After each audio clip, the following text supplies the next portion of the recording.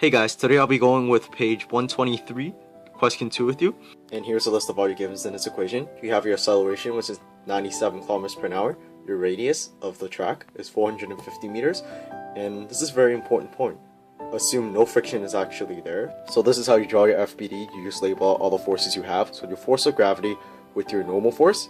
And I also label this as the normal force in the y component, just because we need it for later. And this is the fatal angle that you're here to find. That is also the radius, just so that you jot it down so you don't forget what it is. Now before we actually begin the actual calculations, we're going to convert all of our given values into SI units, because that was the units given in the question from before.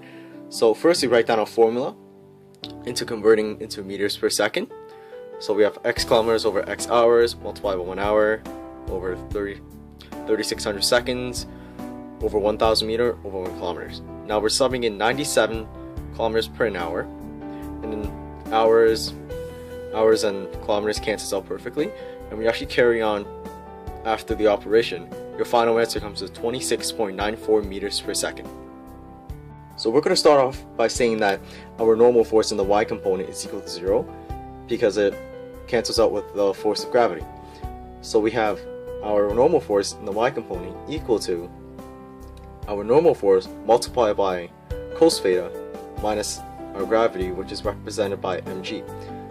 So with this equal to 0, we are now able to isolate for Fn. So in the very end, we have Fn equals to mg over cos theta. So here we're subbing in everything we know to find our centripetal force. So here we have our centripetal force, which is equal to our normal force multiplied by sine theta. And here we're going to sub in our equation for our centripetal force. And we also isolated for Fn earlier, which is equal to mass times gravity over cos theta.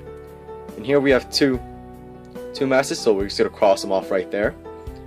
And then we're going to start subbing in our values. So for our v, we have 26.94 to the exponent of 2 divided by our radius. And our gravity is 9.81. Multiplied by our sine theta and our cos theta, you'll realize that those two transforms neatly into our tan theta, with everything still the same. And now in our third step, we're going to start isolating our theta.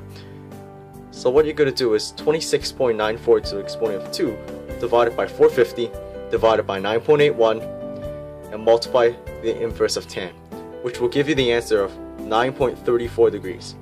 So therefore, the angle that is needed for that car to travel in is 9.34 degrees.